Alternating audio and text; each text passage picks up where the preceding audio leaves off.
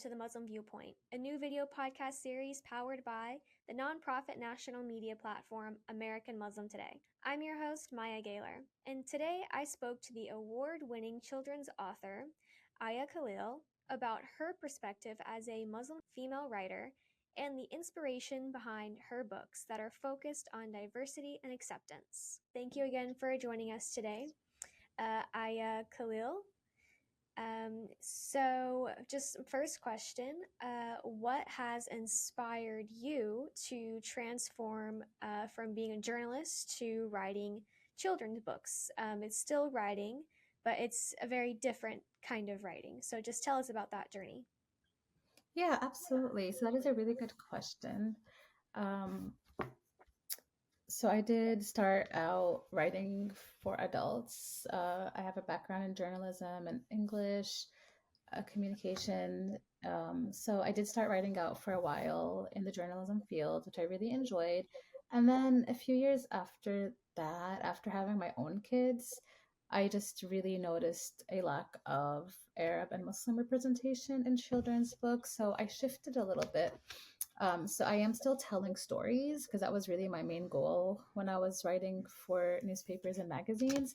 But I'm writing for a younger audience, and it's just great because younger kids are awesome. They learn quickly, they ask questions, and that's just such a great time for to open up the world for them to experience new cultures, religions, and learn about that, and also to see themselves in these stories.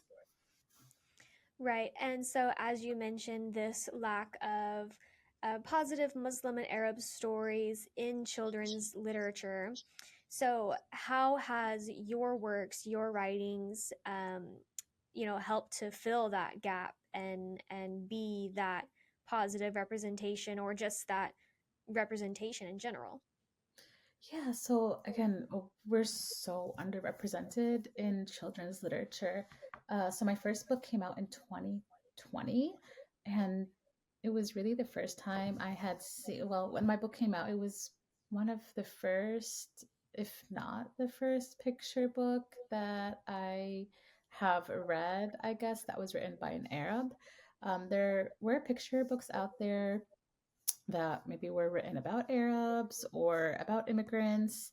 And there were a few picture books written by Muslims, but there was just really none written by Arabs. So it wasn't authentic. So I think it was like at the start of um, Arab authors and Muslim authors to get to I guess get more popular. And then over the past few years, there's just been more and more. So which I'm really really glad to see, especially um, Arab written by Arabs, which is the most important thing because a lot of times even like if a Muslim is a writer and they're not Arab but they go to write a book, that's Arab related. So we just kind of want it again to be the focus more on if you're Arab, then write your own stories. So it's been great. So I have 9 books out now. And so and then I have 2 upcoming in 2026. So just the more books written by us out there in the traditional mainstream publishing industry, the better. Right. So your book, The Arabic Quilt, was inspired by your own personal experiences. Can you tell us how young readers, parents, educators have responded to this book? Yes, the Arabic Quilt came out in 2020, and it's actually my most popular book. It's sold over 80,000 copies since it came out in 2020, and it's really popular. I still get like emails about it up until now, and just requests for me to do like readings and author visits and events to like really focus on it. And so yeah, so it's been I got so many just until now. I'm getting like great feedback from just like not it's really nice because it gets really relatable to a lot of people. So there's the immigrant aspect, there's Arab aspect, there's Muslim aspect, and then there's just like a new kid aspect also where kids can also relate to it. So there's a lot of different boxes you can check, and so it's very relatable. Even making new friends and bullying and starting a new school. So I think like all of those together, it makes it like a pretty popular school, especially it's really, really popular in schools and districts. Yeah. And so in the Arabic Quilt, the main character, Kanzi, she learns to embrace her bilingualism, speaking multiple languages. And, that book and your other writings, they help give a platform to immigrant children who might be, balancing that heritage with the new place that they're living in. Can you tell us how important that story is, especially in today's political climate, regarding immigration and what we're starting to see with this new administration? Yeah, absolutely. So there's a line in the Arabic quilt, which when I was writing it, I thought, you know what, some people are not going to like this book. And it basically, just to sum it up, it says being bilingual is beautiful. Americans can speak different languages, Arabic included, and can still be American. And a lot of people are anti immigrant. Just they want really to speak English only. And that's a line in the story. Like, unfortunately, a kid like heard her mom saying, like this is America, like speak English, and we've heard that. Personally, like me and my other like the children of immigrants or immigrant friends, like growing up, we heard it. We heard like people snicker at our parents' accents. We've heard people, like asking why does your name sound like that? Why what is that word that you're talking? What is that word that you're saying to your sister? That sounds kind of funny. So like all these little things, I guess they add up, and it affects immigrant children. They're like, okay, well maybe I'm not going to speak this Arabic, or any other language. I'm just going to speak English so I can fit in. I want to be cool. So I just really wanted to, when I was writing it, I really wanted children to embrace that.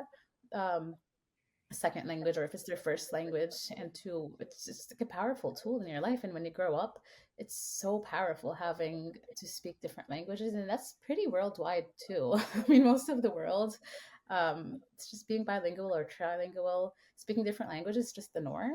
I'm not sure why America is really fixated on English and just nationalistic thoughts like that. I think we all know the answer, though. It's a lot of obsession with just white privilege, unfortunately.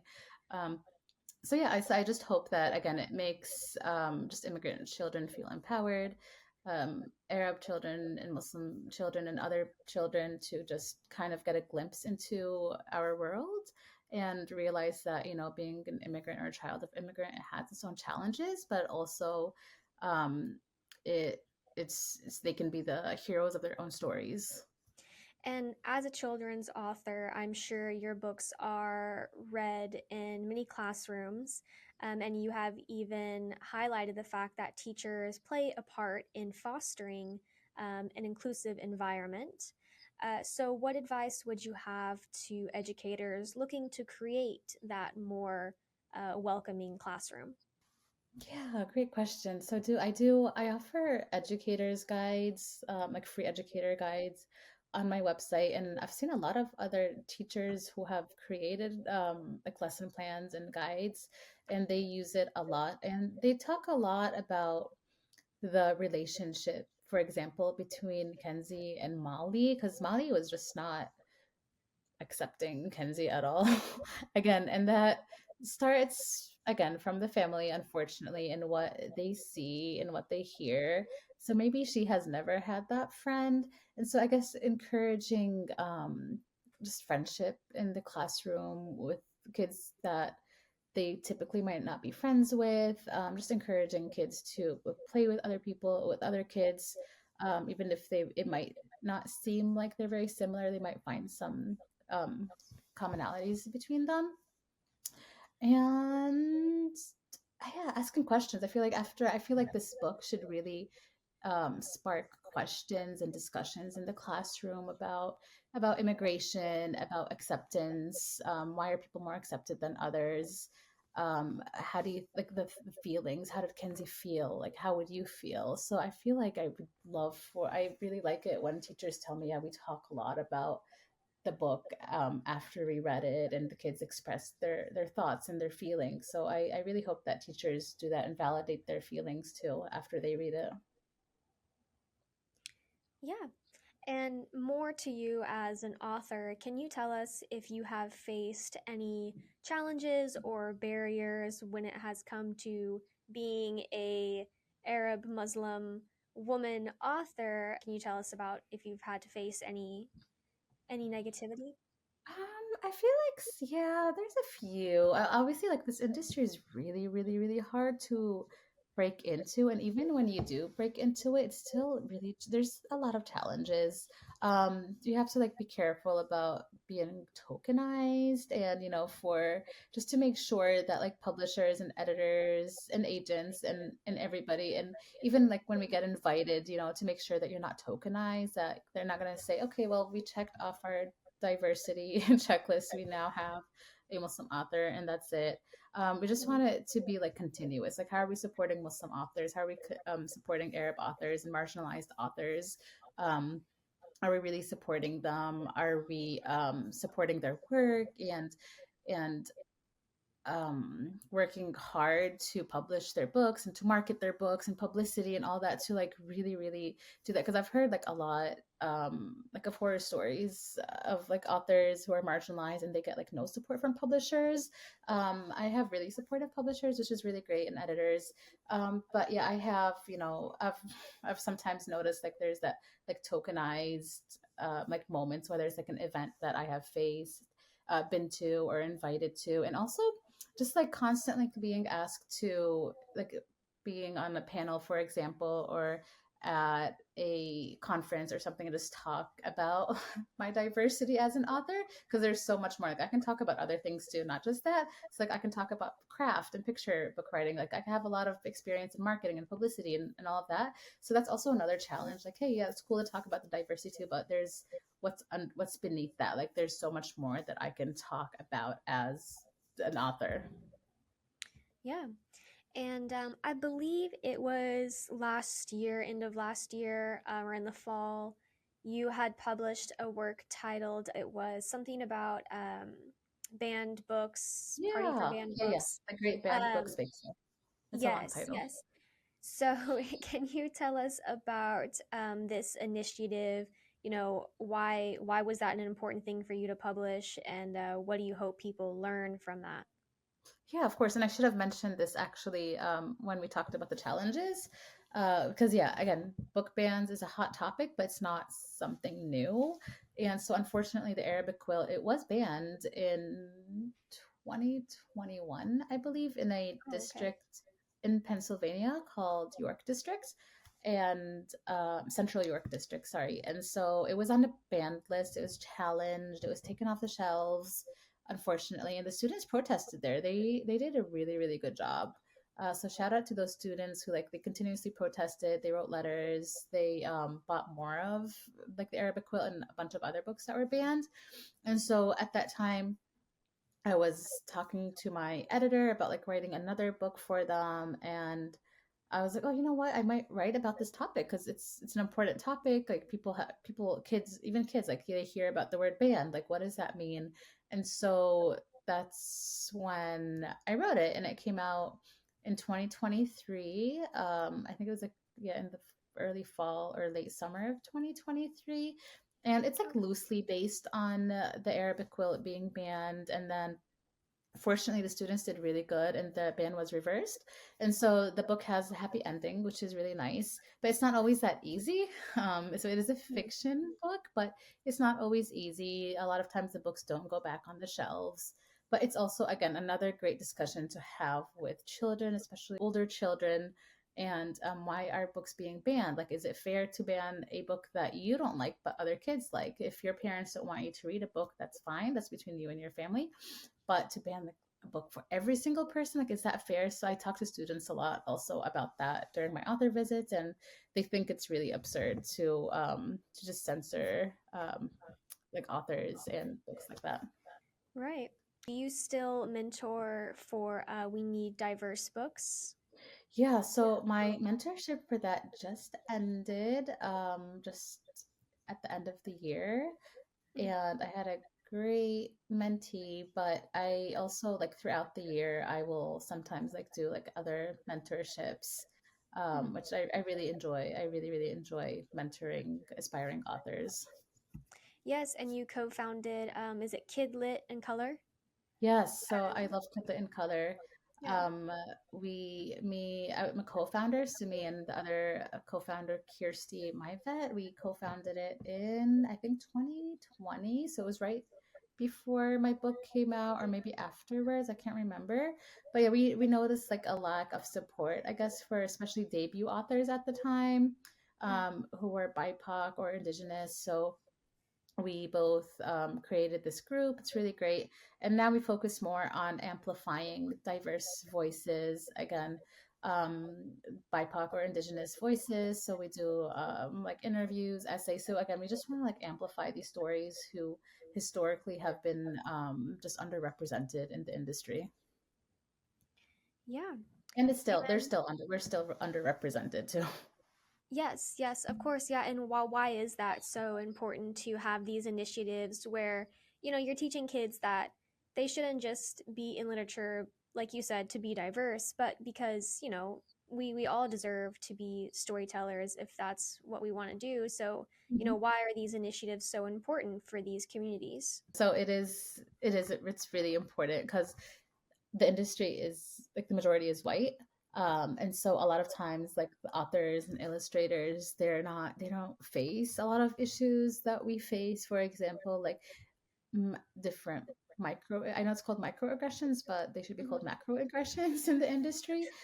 So like things like that. And we talk a lot, like we have like a small group also, and we do talk a lot about like different things that we face. And um whether that's, getting feedback from an editor that we don't feel is okay really to say to a BIPOC creator, or like how somebody is just not getting enough support from publicity and marketing, but their other white author is getting much more support with the publicity and marketing. So there's a lot to unpack in this industry as a BIPOC creator. And so it's like so these little groups are really, really great to just come and talk to about. And we talk about like salary and like how much we get paid if people are comfortable about it, obviously. But this is also something that's just like really not talked a lot about.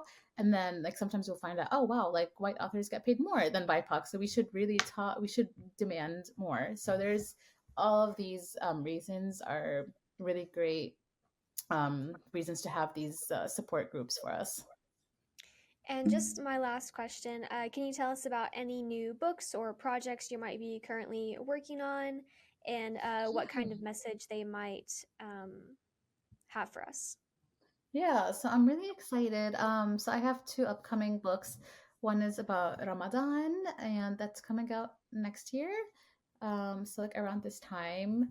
And then it's called Ramadan for Everyone, and it's a really sweet book about two sisters observing the month of Ramadan, and the younger child is just trying so hard to be like the older sister and try to fast the whole day and do everything. And then I co-wrote another book. It's a board book, so it's for the younger children with one of my best friends, and it's really sweet. It's about a boy and his dad, and the boy's first time going into a car wash for the first time, so he gets to experience all like the senses. So it's really fun. And then I'm currently writing like just a few other like non I'm working on a few nonfiction picture books, and a few other picture books, but they're still kind of in the early processes. Right, yes. All right, well, that's all the questions I have for you today. Aya, thank you again so much for joining us. We look forward to seeing whatever you have next for us. Thank you for joining me on Muslim Viewpoint. If you value our public service journalism, please support American Muslim Today, a 501c3 nonprofit, by following us on social media at American Muslim Today or donating at AmericanMuslimToday.com. Before you go, don't forget to hit that subscribe button. Until next time, I'm Maya Gayler.